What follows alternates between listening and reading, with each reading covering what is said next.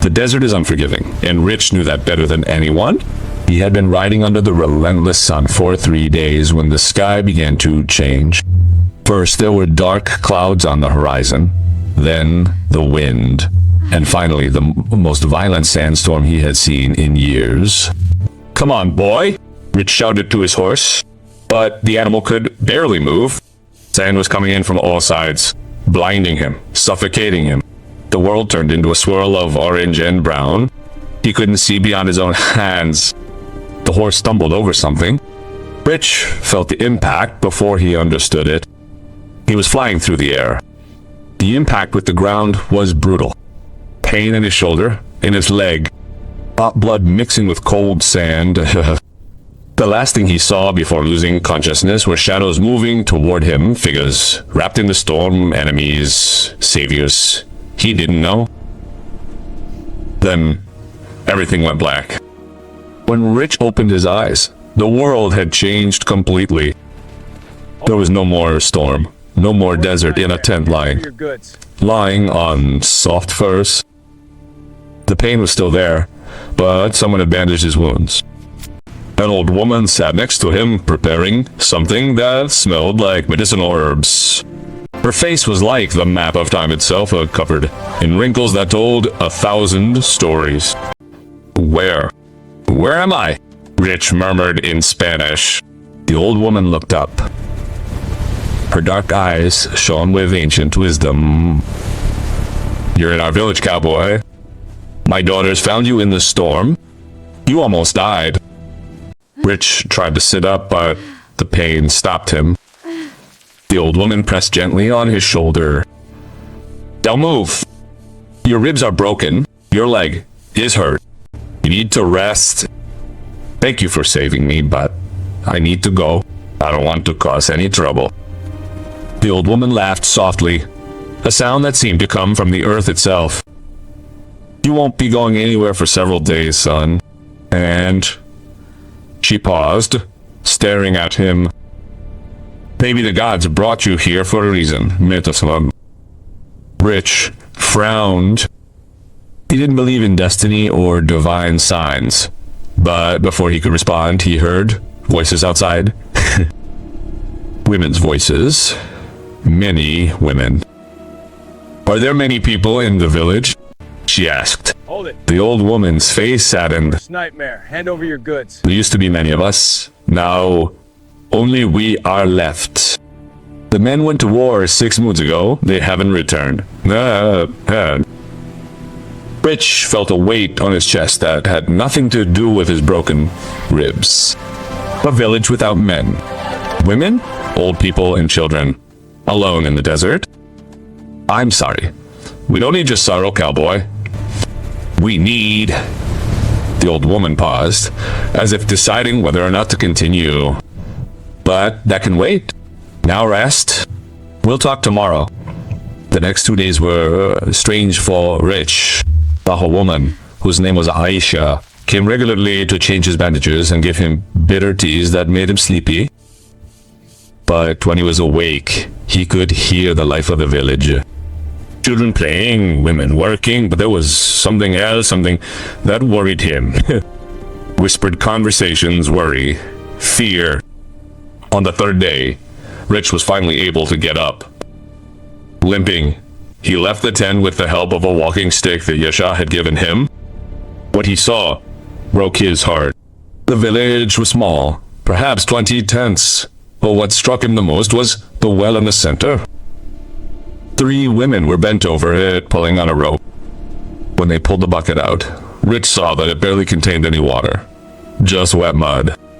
Don't forget to subscribe to find out what happens next, and let us know in the comments where you're listening from. That makes us very happy. A young woman quickly approached Aisha and spoke in her native tongue. Rich didn't understand the words, but he understood the tone. Desperation. Aisha sighed deeply and turned to Rich. "Our well is drying up, cowboy. In a week we won't have water, and the nearest river is a 3-day walk away through dangerous territory." Rich looked around. Small children, old women, young women who were trying to be strong, but their eyes showed fear, with no men to protect them, no water to survive of. There's another option, Aisha continued. His voice was barely a whisper. Legends tell of an underground spring somewhere in these lands. Pure water that never runs dry, but no one knows where it is, and we have no men to search for it. Rich felt something stir in his chest. It wasn't compassion, it wasn't heroism, it was something simpler. It was what was right. I can find her. Aisha looked at him in surprise. You are a stranger, a white man. Why would you help us? Rich leaned on his staff and looked the old woman straight in the eyes. Because you saved me when you could have let me die. Because there are children here who need water. And because, she paused, because I can do it. Your worst nightmare. Hand over. The silence that followed was profound. Aisha studied his face for a long moment. Then she nodded slowly. Then we will speak to the women. But you must know this, Rich. If you take on this mission, you won't be alone. I prefer to work alone. That will no longer be possible. That night, Aisha gathered all the women of the village in the center. Rich sat near the nearly dry well, his legs still aching, but his determination firm. The women spoke in their language for a long time. Some looked at him with suspicion, others with hope. Finally, 12 young women stepped forward. The one in front was tall, with dark, fierce eyes and braided black hair. She carried a bow on her back and a knife at her belt. This was clearly a warrior. My name is Nashota, she said in perfect Spanish. And these are my sisters. If you're gonna get the water, we're going with you. You. Rich stood up, ignoring the pain. I don't need protection. Nashota smiled, but there was no warmth in that smile. We're not gonna protect you, cowboy. We're gonna make sure you find the water. This is our land, our children, our survival. You can search, but we'll go with you, or you won't go at all. Who are you? Your worst nightmare. Rich looked at them one by one. Yeah, or else. 12 women, 12 warriors with steely eyes and determined hearts. These weren't delicate ladies waiting to be rescued. These were survivors. Okay, he said. Finally, we set out at dawn. Nashota nodded. At dawn, then. As Ridge walked back to his tent, he couldn't stop thinking about what he had just agreed to. A lone cowboy who never worked with anyone now, leading an expedition with the 12 Apache women. Fate, he thought, had a strange sense of humor. Tomorrow the search would begin. Tomorrow it would all begin. And Rich had no idea that this journey would change his life forever. Dawn, he had arrived too soon. Rich had barely slept. His legs still ached. His ribs protested with every breath. But when he emerged from the tent, the 12 women were already waiting. They were unlike any women he had ever met. Nashota was checking her bow, testing the tension on the string. Beside her, a younger woman was sharpening arrows with precise, expert movements. Another was preparing leather bags of supplies. They all moved with purpose, with military efficiency. Good morning, cowboy, Nashota said without looking up from his bow. Ready to go? Rich adjusted his hat. Ready. But first I need to know, Who are you? have any of you searched for this spring before? Yeah, or else. One of the women, with shorter hair than the others and lively eyes, stepped forward. My name is Kiona, 2 moons ago, my brother and I went to the Western Valley. We found signs of ancient water, damp rocks, plants that only grow near water. But my brother got sick and we had to turn back. Rich nodded. Then we will start there. How long will it take us to get there? Noon on horseback, but the terrain is difficult. It always is. Aisha appeared with a carved staff in her hand. She handed it to Rich. For your leg. and this produced a small stone amulet for protection. Not because she thinks you need it, but because mothers always worry. Rich took both, feeling strangely moved. I thank Yesha. The old woman looked at the 12 women, then at Rich. Take care of my daughters, cowboy. And daughters? Her voice grew firm. Take care of the cowboy, but most of all, take care of each other. Come back with water. Come back alive. We will, grandmother. Nashota replied. They mounted their horses. Rich noticed that each woman carried a bow, a knife, and a bag of provisions. They were prepared for anything. As they rode out of the village, Rich felt eyes watching them. Your worst nightmare. Children, For your goods. old people, mothers with babies. They were all depending on this mission. The weight of that responsibility was almost physical. The terrain changed rapidly. Flat sand gave way to rock.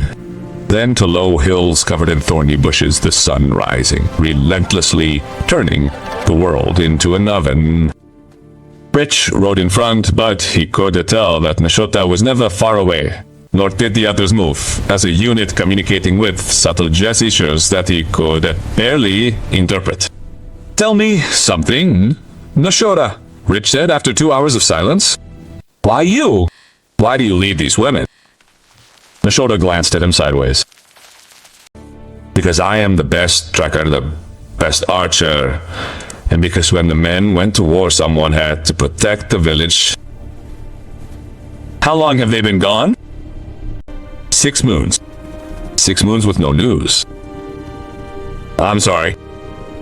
I don't want your pity, cowboy. I want water for my people. Rich respected her toughness. This was no time for sentimentality. At noon, Kiona raised her hand. They all stopped. There, she pointed to a narrow valley between 2 rocky hills. That's the place. They descended slowly. The valley was strange, greener than the surrounding desert, with plants that Rich recognized as water-loving. Hold it. Small moss. Your worst On the nightmare. rocks. Hand over your goods. There's water here, Rich murmured. Hello, there was. They fanned out, searching. Rich hobbled among the rocks with his staff, examining every crevice, every odd formation. The women did the same, their trained eyes noticing details he missed. It was one of the youngest, a girl named Anna, who found something here. Come. They all ran toward her. Anna knelt beside a large rock, her fingers tracing something on its surface. Markings, she said. Old markings. Rich knelt beside her, ignoring the pain in his leg. The markings were symbols he didn't recognize, but there was something else. A carved arrow pointing down the mountain. It's down there, Nashota said, her voice tight with emotion. The water is below us. Rich tapped the ground with his staff, a hollow sound. There was definitely empty space down there. We need to dig. The women wasted no time. They pulled tools from their saddlebags, small shovels, sharp rocks, even their bare hands. Rich worked beside them, digging through the pain. The sun was just beginning to sink when Kiona's shovel hit something solid. Stone! Hold it. They dug faster now, clearing the dirt around it. It wasn't just stone, it was a flat slab, obviously laid by human hands long ago. It's an entrance, Rich said, his heart beating fast. Someone sealed this. Nashota and 3 other women positioned themselves around the slab on the count of 3. 1, 2, 3. They pushed. The stone was heavy, ancient, sturdy, but finally came a harsh sound, revealing darkness below, and then they heard it. The sound of water. Wasn't imagination, wasn't hope, it was real. The steady trickle of water running somewhere deep beneath them. The women looked at each other, their eyes shining with unshed tears. Anna started to laugh, then another. Soon they were all laughing, hugging each other, celebrating. Rich allowed himself a small smile. First mission accomplished. They had found the water, but Nashota, ever the practical one, held up her hand to silence the celebrations. We found the source, yes, but now we need to go down and confirm that it's safe. And then she looked up at the sky, where the sun was already setting. We need to camp here tonight. Tomorrow we'll explore the cave. Rich nodded. He was right. Going down into an unfamiliar cave in the dark was asking for trouble. As they set up camp, Rich watched the 12 women work. They moved like perfect mechanics. Some gathered firewood, others prepared food, others set up a guard perimeter. They didn't need a man to protect them. That much was clear. When night fell, and they sat around a small campfire, the stars twinkled overhead. Millions of points of light in an endlessly black sky. Nashota sat down next to Rich. You did well today, cowboy. I didn't expect a wounded man to work so hard. You said you came to make sure he found the water. Well, we found it. Together, we found it. She corrected him. It wasn't just your effort. It was all of ours. Rich stared into the fire, thinking about those words. He had always worked alone, had always relied on himself, but today had been different. Today had been better. Nashota, can I ask you something? Can you? Why do you trust me? I'm a stranger. It could be dangerous. Nashota smiled. A genuine smile. This time, I sent you. I don't believe in gods, but I do believe in actions. You offered help when you didn't have to. You took risks when you could have just kept going. Who are you? That tells me who you are. There, hand over your... Before Rich could respond, one of the rangers whistled softly. They were instantly on alert. Hands on weapons. What's happening? Rich whispered. Something's moving out there, Nashota replied. She was already standing with her bow at the ready. Something large. The camp braced itself for the unknown, and in the distance, yellow eyes gleamed in the darkness. Night had barely begun, and the dangers of the desert never slept. The yellow eyes multiplied in the darkness. 1, 2, 5, 10. Rich counted at least 15 pairs of eyes circling the camp. His hand instinctively went to his revolver, but Nashota stopped him with a gesture. Coyotes, he whispered. Hungry, dangerous impacts.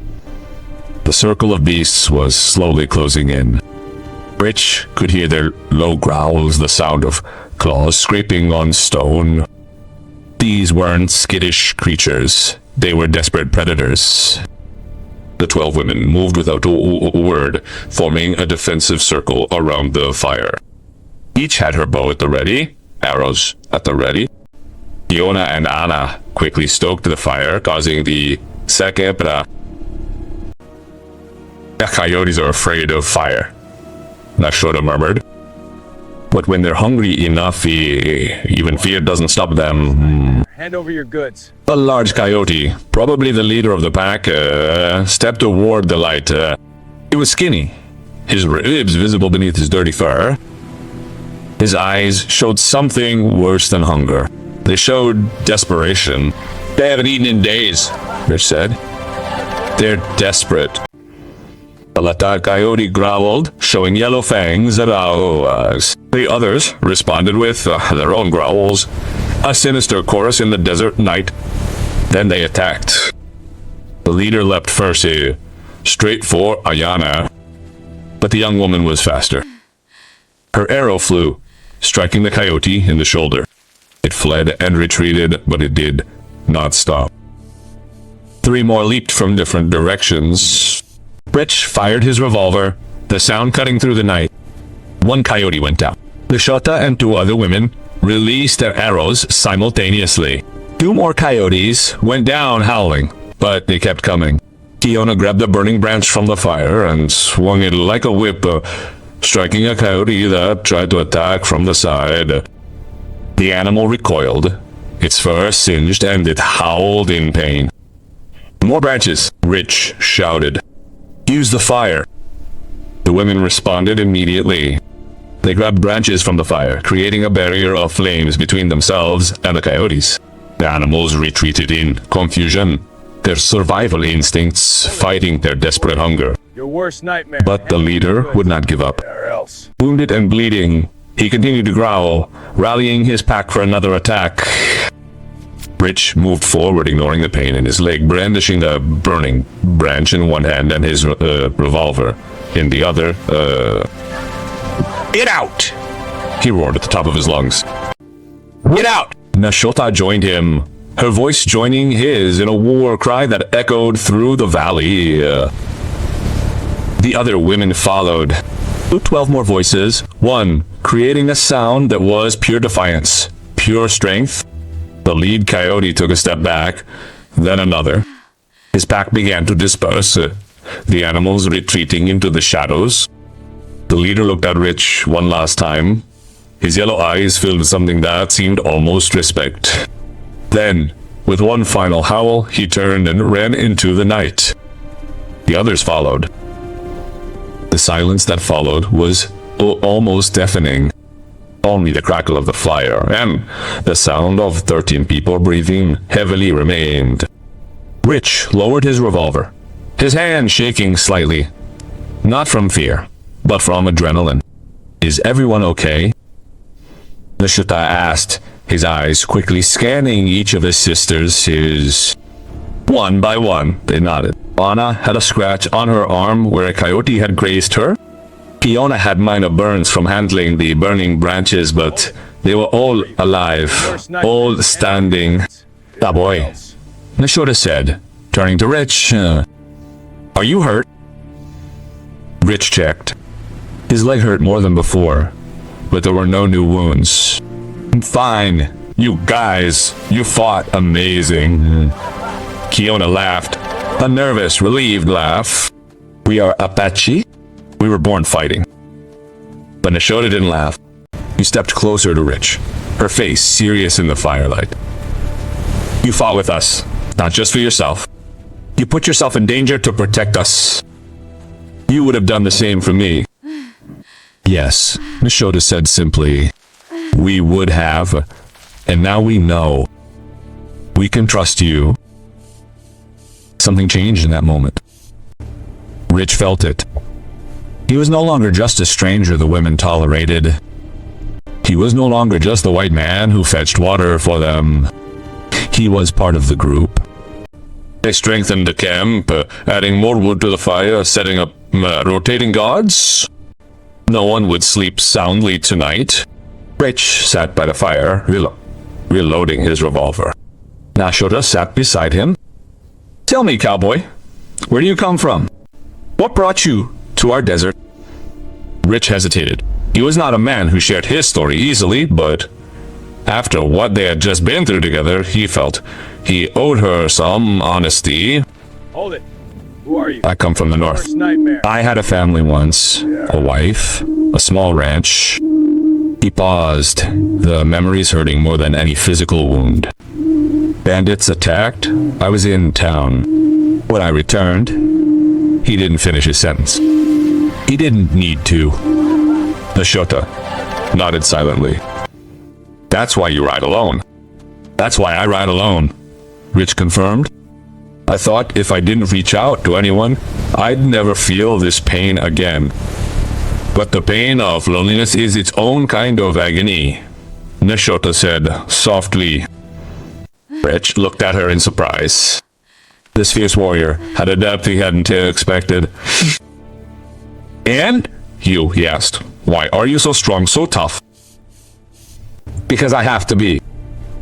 When the men left, someone had to protect the children, the old. Someone had to be strong." His eyes softened slightly. "But don't think I'm not afraid.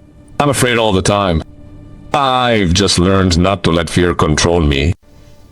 They talked for hours that night, sharing stories, sharing silences, violences. Other women slept in shifts, the guards rotating regularly, and as they talked, Rich felt something he hadn't felt in years, connection. When dawn finally broke, painting the sky red and orange, everyone was tired but ready. Hold it. Today we go down, Your worst Nashota nightmare. announced. Hand over your Today we find the water. else. They prepared ropes, torches made of branches wrapped in grease-soaked cloth. Rich tied a rope around his waist, making sure it was secure. I'm going down first, he said. If there's danger, I don't want any of you to face it alone. But Nashota shook her head. We go down together. Your leg is still injured. You need help. Rich wanted to argue, but he knew she was right. He nodded. Nashota tied another rope to herself. Kiona and Diana held the ends, ready to slowly lower them. Ready? Rich asked. Ready, Nashota replied. They approached the edge of the hole. The darkness inside was complete, like staring into emptiness itself. The sound of water was louder now, a constant echo from below. Here we go, muttered Rich. And they began their descent into the unknown depths. The rope tightened. Above them lay the world of light, and below, in the darkness, awaited a secret capable of saving a whole village or something far more dangerous. There was only one way to find out. The darkness enveloped them entirely. Rich and Nashota slowly descended with their torches, their weak circles of light failing to penetrate the deep shadows. Jungle, wet, moss-covered rock walls slid past them. With every meter they descended, the air grew cooler, and the sound of the water grew increasingly loud. How deep do you think it is? Your worst nightmare. Rich asked, his voice echoing oddly in the tight space. I don't know, Nashota responded, but the water's close. I can smell it. He was right. The air carried that unmistakable scent of fresh water mixed with the earthy aromas of ancient minerals and moist earth. It was the smell of life amidst the desert. Their feet finally touched the bottom. Rich lifted his torch, attempting to see beyond the confines of his meager circle of light.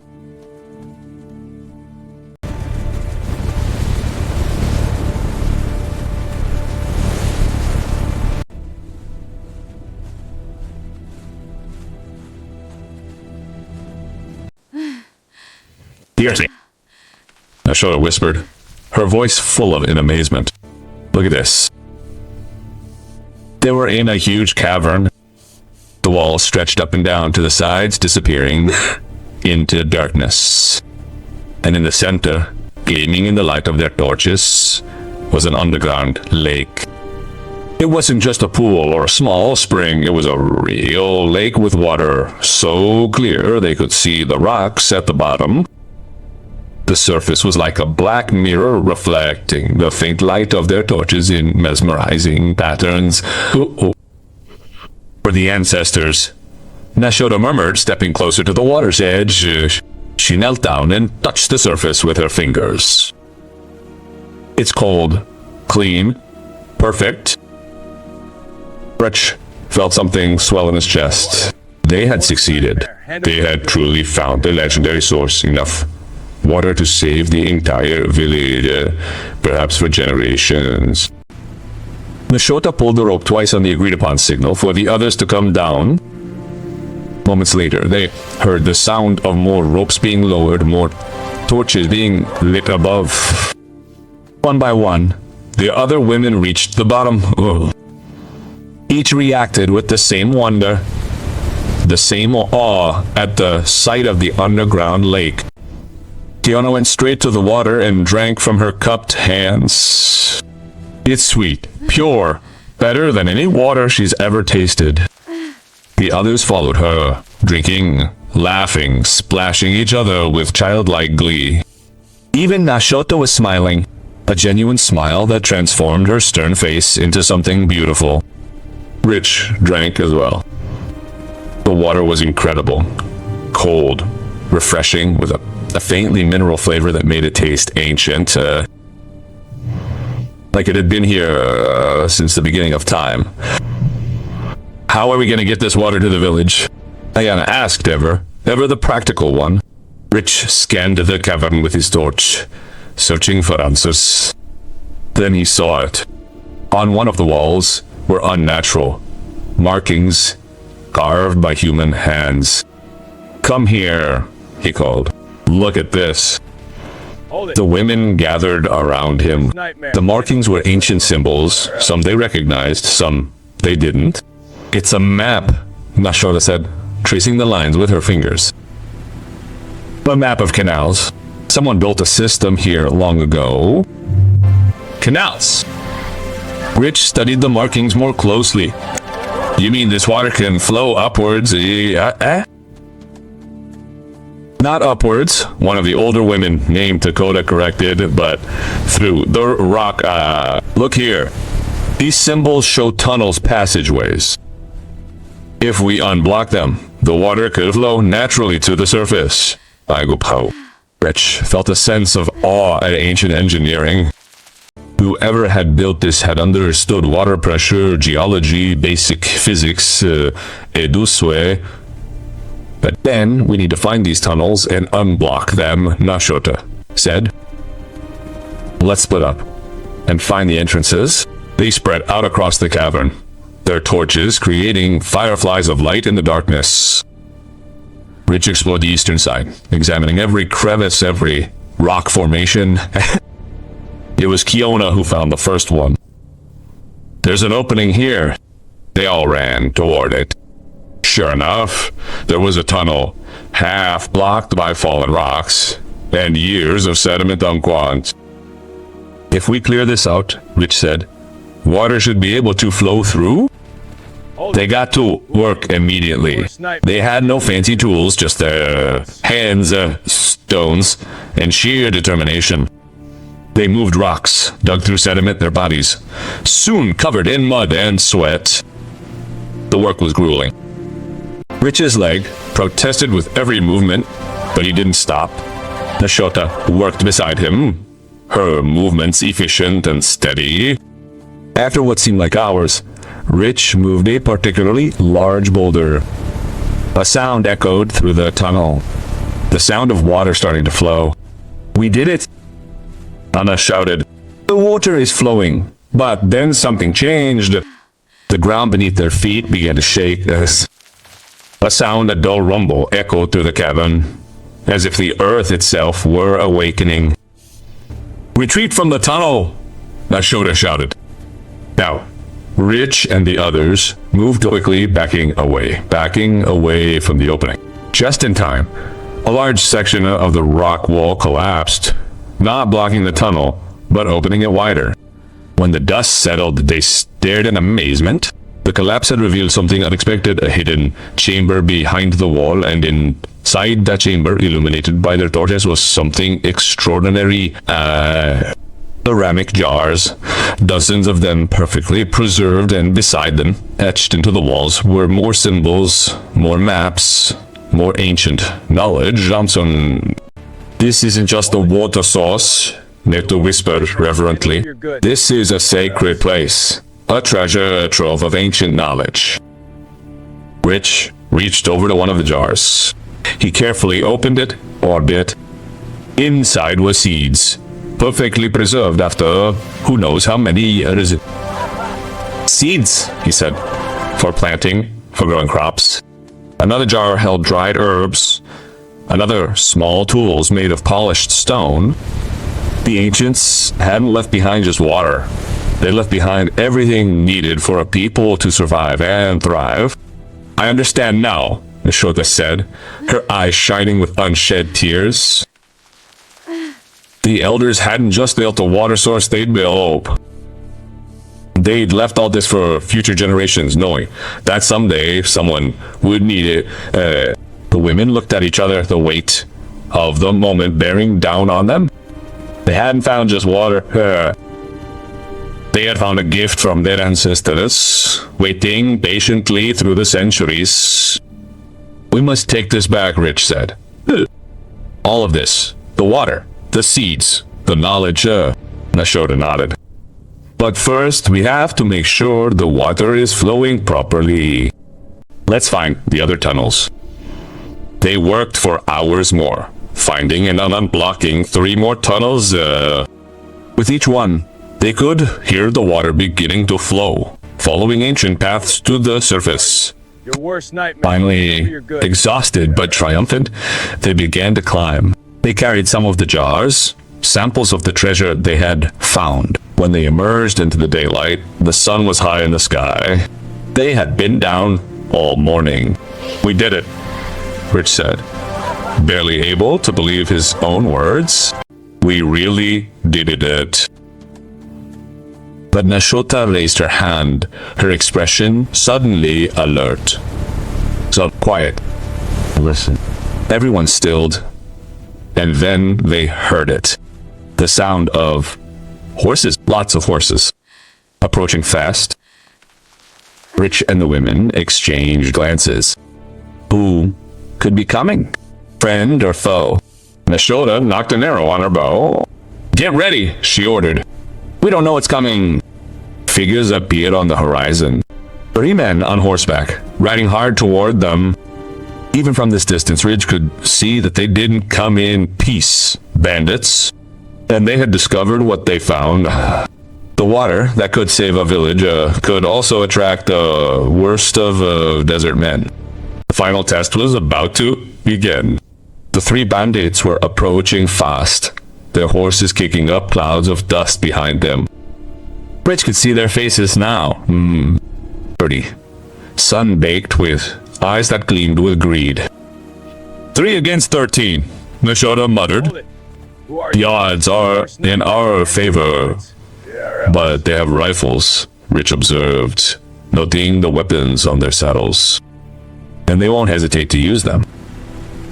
The bandits stopped about 50 yards away. The leader, a large man with a scar running down his cheek, grinned, showing yellow teeth. "Good morning, ladies," he called out in rough cowboy Spanish. "We hear you found something interesting around here." "None of your business," Rich replied firmly. "Be on your way." The bandit let out a nasty sound. "Oh, but it is our business. You see, this desert is our territory, and anything found here, well, it belongs to us." Nashota stepped forward, her bow already drawn. "Wow, this land belongs to the Apache, always has. You have no right here." The bandit stopped smiling. His eyes turned cold and dangerous. "Look, we can do this 2 ways. The easy way, you tell us what you found and give us some. The hard way, we take what we want by force. You choose." Rich felt the women tensing around him. He could sense their readiness to fight, but he also knew that if a gunfight started, someone would get hurt, possibly killed. "There's a third option," Rich said, his mind working rapidly. Who are you? Your worst. "One that benefits everyone." Yeah, or else. The bandit raised an eyebrow. "I hear you, cowboy. We found water? Plenty of water. Enough for the entire desert, but to get to it, they need help, they need knowledge, more this. We have that knowledge. And what's stopping us from simply taking it?" Rich smiled, but there was no humor in it. "Because the cavern is complex. The tunnels are dangerous. Without guidance, they could be lost down there forever. Or worse." The bandit considered this, his hand resting on his rifle. The other 2 bandits looked to their leader for orders, but Nashota didn't wait. While the bandit was distracted, she made a subtle signal to her sisters. They understood immediately. "Besides," Rich continued, keeping the bandits' attention on him, "killing 13 people just for water seems excessive, doesn't it? Especially when they could simply ask." The bandit laughed again, but this time with less confidence. "Ask us, yes, ask. Like civilized human beings warten." During Rich's speech, the women had subtly dispersed themselves, forming a semicircle around the bandits. Their bows were ready, their strategic positions. If the bandits tried anything, they wouldn't survive the first exchange. The lead bandit finally noticed their position. Nightmare. Hand over your goods. His eyes widened slightly as he realized they were surrounded.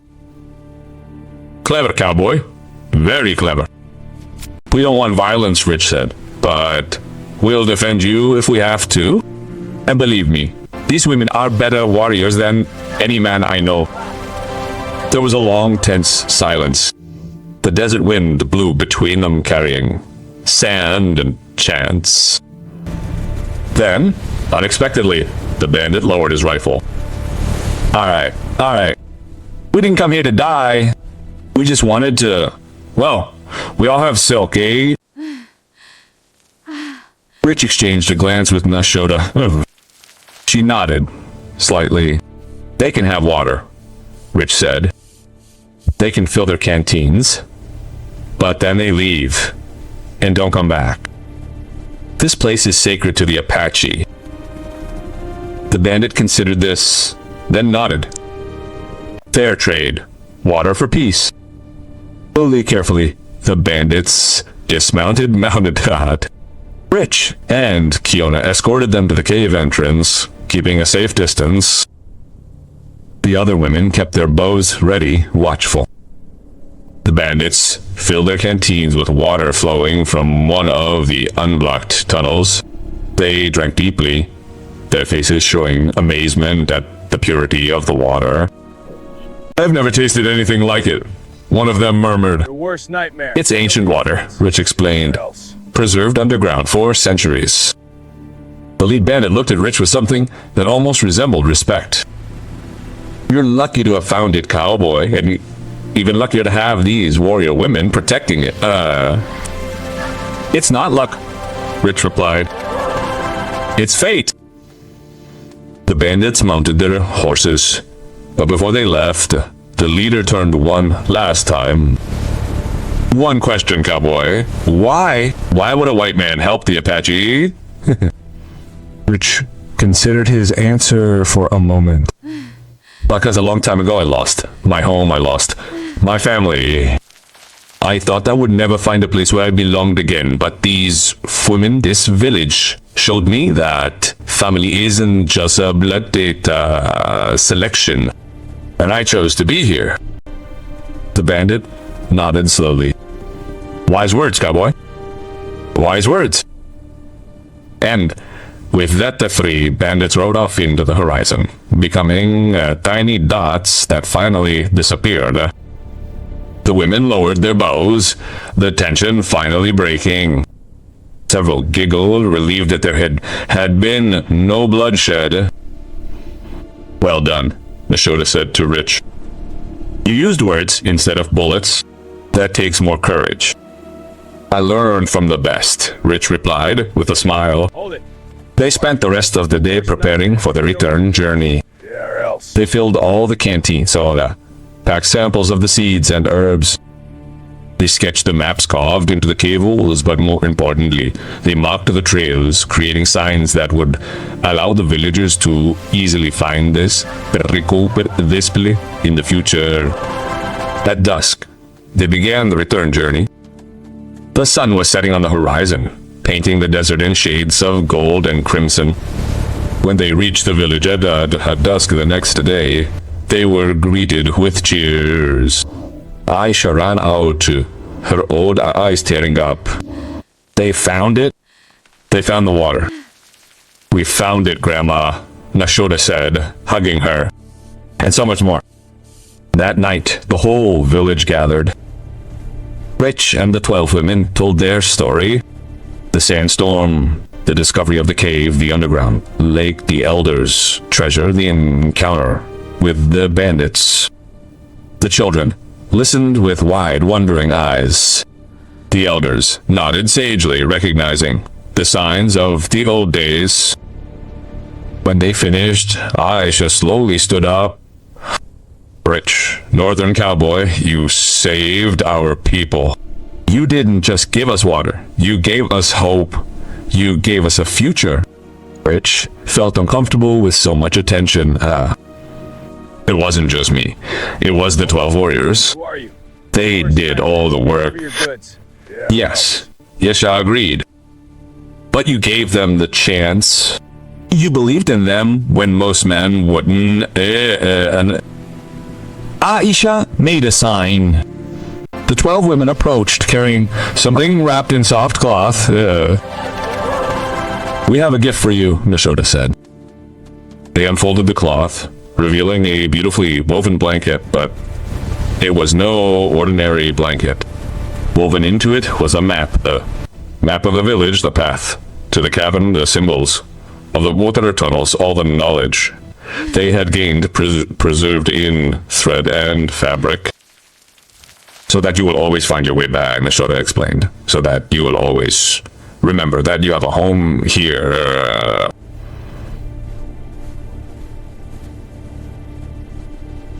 He did not trust his voice to speak. Then he pulled something from his saddlebag. His telescope, the only valuable item he owned, inherited from his grandfather. This, he said, finally finding his voice, is for you, so that you will always look to the horizon to see the possibilities beyond the desert, to dream of new worlds. The women received the telescope with reverence. Anna, the youngest, immediately raised it to the night sky, marveling at the magnified stars. Who are you?